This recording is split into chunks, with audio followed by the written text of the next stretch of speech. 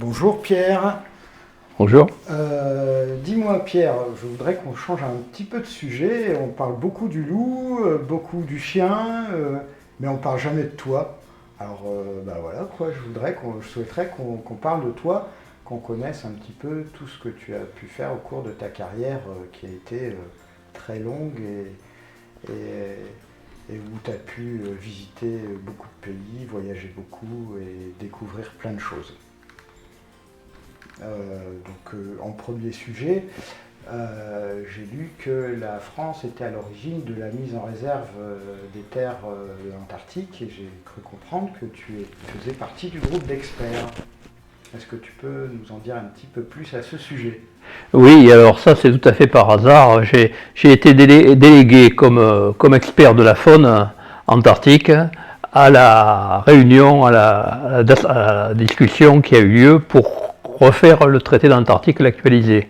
Et donc j'ai appris des choses qui ne sont pas connues, puisque la France a été la locomotive de la mise en réserve d'Antarctique. Et ça, c'est absolument pas connu, même les officiels, les spécialistes ne le savent pas ça. Donc, vu que j'ai été d'une part acteur et spectateur, je veux le dire pour informer tout le monde. Alors, tout de part, il faut partir du début, c'est-à-dire que l'Antarctique, c'est la zone qui a été la découverte le plus tard, évidemment, parce qu'on pensait qu'il y avait un continent qui contrebalançait l'hémisphère nord, qu'il devait y avoir pareil dans l'hémisphère sud. En réalité, c'était plus compliqué, il n'y avait pas de terre autour, il n'y avait qu'un continent. C'est complètement différent en fait, de l'Arctique, c'est de la banquise sur de la mer, alors que l'Antarctique, c'est un continent avec de la glace par-dessus. Et donc, il y a d'une part opposé les deux, c'est-à-dire l'Antarctique qui est un continent et puis recouvert de quand même 2 km de glace, et puis l'Arctique qui est simplement une banquise qui maintenant, bientôt, aura complètement dégelé en été, parce qu'il y a le réchauffement climatique. Alors d'abord il faut dire que l'Antarctique c'est un continent extraordinaire qui d'ailleurs a été rejeté parce qu'il paraissait tellement difficile d'abord qu'on ne s'en occupait pas, personne ne songeait à l'exploiter, d'ailleurs il n'y a personne qui l'habite. Et il y a particulier, il y a seulement 2% de sa surface qui est déglacée, déneigée en été. Et ça augmente évidemment avec le changement climatique, et ça augmente et donc d'une part, les ressources baissent dans le reste du monde, et d'autre part, dans l'Antarctique, il y a de plus en plus de possibilités d'accès et de moyens techniques, donc on s'est intéressé d'un seul coup à l'Antarctique. Et pourtant, c'était pas évident, parce que c'était le pôle du froid, il y a presque moins de 90 dans le maximum de froid, le plus bas, et puis il y a aussi des vents qui peuvent dépasser 300 km/h. Donc c'est quand même très particulier, on ne peut pas habiter là très facilement et on ne peut pas l'exploiter facilement. Et maintenant les moyens techniques sont tellement considérables, en particulier on a appris, les Américains surtout, ont appris que dans l'Arctique, il y avait possibilité d'exploiter la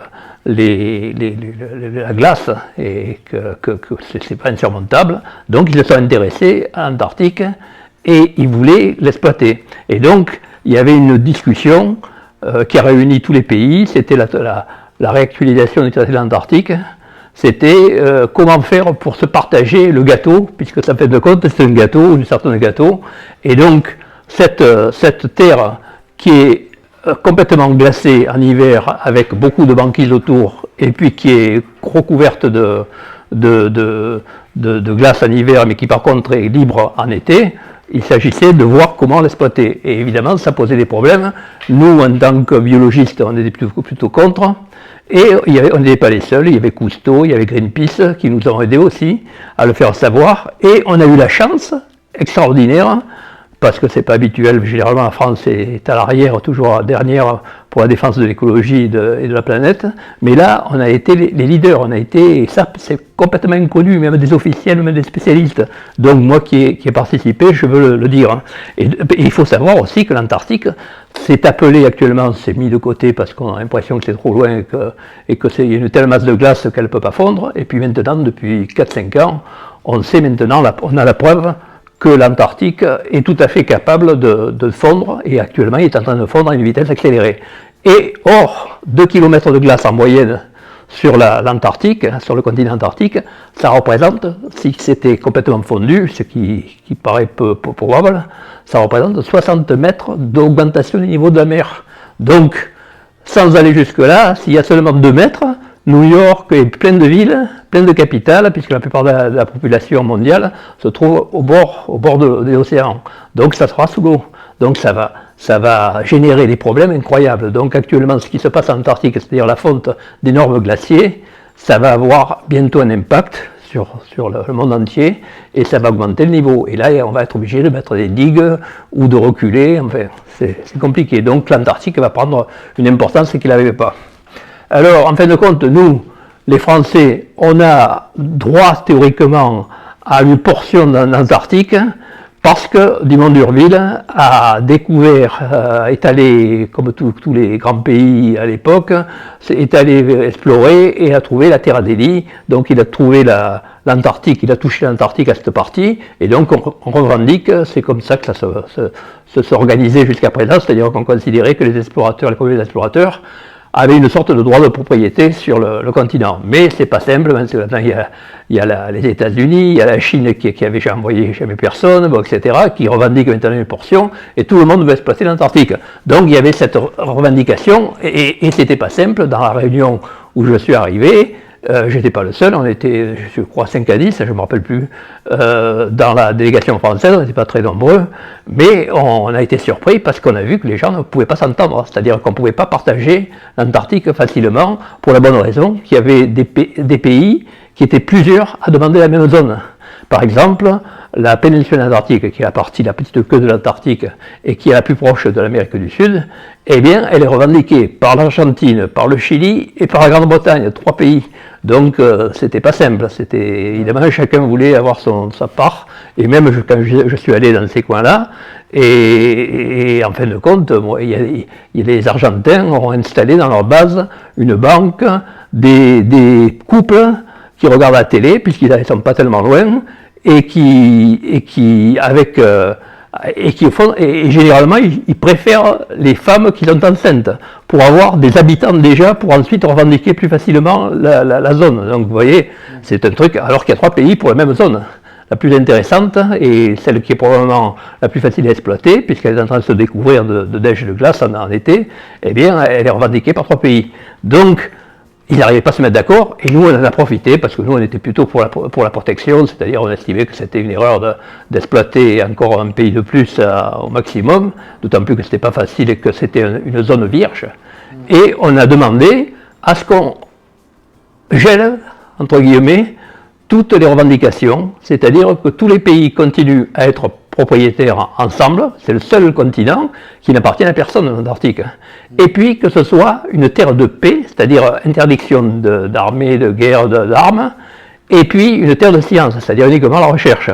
Et néanmoins, on laissait venir les touristes qui maintenant posent quelques problèmes, mais enfin en tout cas c'était une solution qui était simple, mais qui posait problème évidemment aux industriels américains en particulier, qui étaient prêts à exploiter, et même aux industriels allemands qui avaient des technologies au point. Mais la grande chance qu'on a eue, c'est qu'on a été aidé pour une fois par le Premier ministre, Michel Rocard à l'époque, qui est un fan des zones polaires, et qui nous a aidés au maximum, qui nous a soutenus au maximum. Ce qui fait qu'on a, d'une part, on était en pointe, on était les locomotives dans ce domaine pour la protection de l'Antarctique, et puis ensuite on a été suivis par les Australiens, et puis les Australiens s'est passé aux autres, et du fait que je l'ai dit, Cousteau et puis le Greenpeace ont influencé le public américain, les industriels et les politiques ont été obligés de suivre. Donc on est arrivé, et c'est quand même extraordinaire, on est arrivé à mettre en réserve toute exploitation de ressources minérales, un continent entier. C'est quand même un truc extraordinaire. Et donc actuellement, eh bien, on se trouve devant une situation où c'est ce qui marche, ce qui fonctionne, c'est-à-dire tout est réglé par cette Antarctique renouvelée, qui empêche tout, qui fait que l'Antarctique est une terre de paix de science, mais par contre, ça n'a qu'une durée limitée, c'est-à-dire qu'on a mis une limite, les gens évidemment ils ne voulaient pas tout bloquer, ils voulaient simplement attendre un peu, donc c'est jusqu'en 2048. Et puis après, il va y avoir sans doute une nouvelle réunion, et là, ils décideront est-ce qu'ils le laissent comme c'est, ou bien est-ce qu'ils le repartagent entre toutes ces parts de gâteau, tout le monde qui arrive à se partager la chose. Donc, le problème qui se pose à la planète se pose en fin de compte bientôt à l'Antarctique, et d'une manière complètement nouvelle, puisque c'est la seule portion du globe qui n'appartient à personne et qui ne soit pas exploitée. Merci. Et la France a été locomotive pour une fois. Hein. C'est pas habituel parce qu'arriver au niveau international à obtenir une mise en réserve d'un continent entier, c'est unique. Oui, bien sûr. Merci Pierre. Oui.